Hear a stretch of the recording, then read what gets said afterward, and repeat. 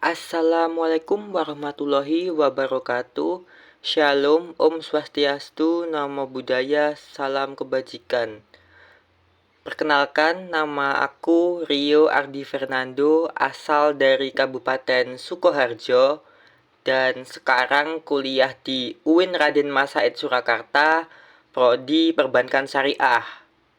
Selain itu, aku juga aktif di Galeri Investasi Syariah atau dikenal dengan nama GIS, dan sebagai DPM atau Duta Pasar Modal yang memiliki peran mengedukasi masyarakat terkait pengenalan dan kesadaran investasi di pasar modal.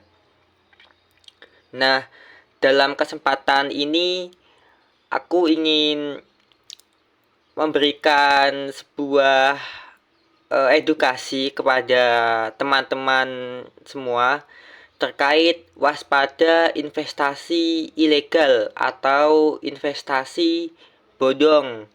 Nah, di era digital saat ini banyak sekali informasi-informasi yang masuk ke dalam sosial media di mana banyak berisi investasi berkedok ilegal atau dikenal dengan nama investasi bodong. Nah, dalam kesempatan kali ini kita akan membahas apa sih investasi bodong itu dan bagaimana sih perbedaan investasi ilegal dan juga investasi yang resmi dari pemerintah, serta apa sih ciri-ciri investasi bodong itu. Nah, simak penjelasan dalam video ini. Nah, sebelum ke pembahasan investasi ilegal, pengertian investasi terlebih dahulu ya. Jadi investasi adalah sebuah aktivitas menyimpan atau menempatkan dana pada periode tertentu dengan harapan penyimpanan tersebut akan menimbulkan keuntungan atau meningkatkan nilai investasi. Seseorang yang berinvestasi itu dinamakan investor.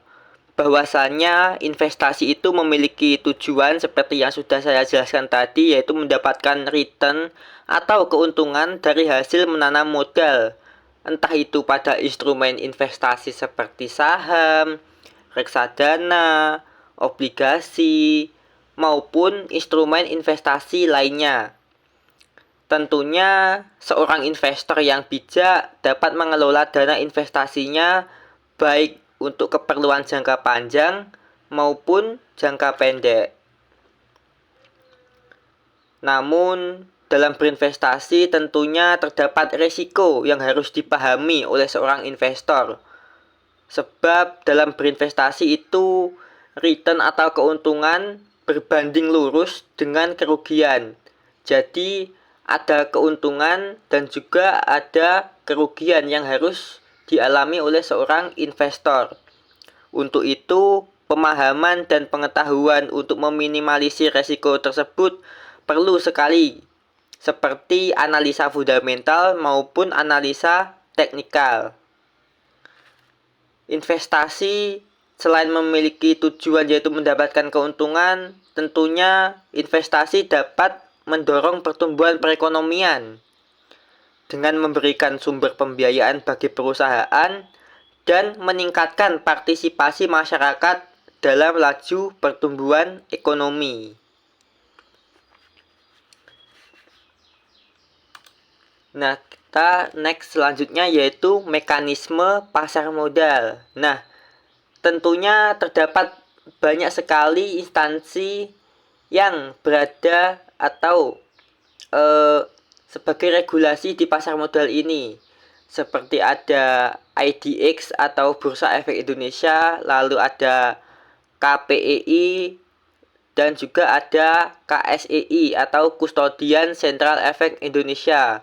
Selain itu ada juga OJK, di mana OJK ini bertugas mengawasi mekanisme pasar modal. Jadi pasar modal ini legal karena yang pertama itu berbadan hukum dan banyak sekali pihak pengawas dan juga Bursa Efek sebagai penyelenggara dan yang melaksanakan sistem transaksi jual beli. Kemudian terdapat sekuritas sebagai jembatan atau wadah investor dalam melaksanakan transaksi jual beli. Sekuritas ini dikenal dengan nama anggota bursa. Selanjutnya, yaitu bagaimana sih cara membedakan investasi bodong dan investasi yang resmi atau legal? Yang pertama, tentunya jumlah keuntungan yang tidak masuk akal. Investasi bodong pasti menawarkan keuntungan yang tidak masuk akal. Jadi, misal keuntungannya kamu berinvestasi pada instrumen A, nanti 1 minggu kemudian bakal cuan 100%. Itu tanpa resiko sedikit pun. Jadi namanya investasi tentunya terdapat keuntungan dan juga kerugian yang akan dialami investor. Nah, investasi bodong ini pasti menawarkan hanya keuntungan saja, tidak memberitahukan bahwa itu pasti ada kerugiannya.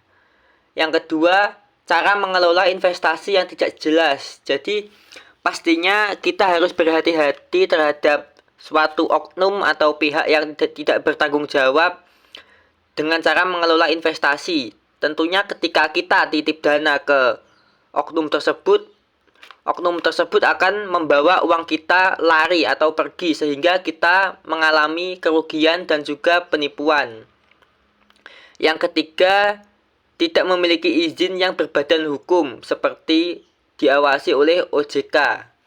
Nah, jadi namanya investasi, menanam modal itu tentunya pasti ada instansi yang mengawasinya seperti otoritas jasa keuangan maupun kalau di perbankan itu ada LPS atau lembaga simpan peminjaman. Jadi tentunya instansi pemerintah wajib ada yang harus mengawasi supaya mekanisme pasar modal ini berjalan dengan lancar dan tidak ada unsur penipuan apapun. Dan yang terakhir yaitu klaim tidak ada resiko. Seperti yang sudah saya katakan tadi pada nomor pertama, tentunya investasi itu memiliki keuntungan dan kerugian, dan hal ini berbanding lurus, di mana jika investasi kita semakin tinggi, maka resiko terjadinya kerugian juga semakin tinggi atau dikenal dengan nama high risk, high return. Resiko tinggi, keuntungan tinggi. Kemudian slide selanjutnya yaitu ada struktur pasar modal Indonesia. Itu ada Bursa Efek Indonesia, kemudian ada KPEI atau Clearing dan Penjaminan, dan juga ada KSEI atau Penyimpanan dan Penyelesaian. Nah, di mana 3 lembaga itu yang menjadi penggerak atau penyelenggara mekanisme pasar modal di Indonesia. Kemudian di bawahnya ada perusahaan efek atau perusahaan yang go public di pasar modal. Lalu ada juga lembaga penunjang seperti penjamin emisi efek, kemudian profesi penunjang seperti akuntan publik, konsultan hukum, notaris, penilai. Hal ini tentunya berguna untuk update laporan keuangan perusahaan setiap kuartalnya supaya investor tahu kinerja perusahaan. Kemudian ada emiten dan juga tentunya ada investor atau pelaku ekonomi seperti investor domestik dan juga ada investor asing. Seperti itu. Mungkin itu saja yang dapat saya sampaikan terkait waspada investasi ilegal.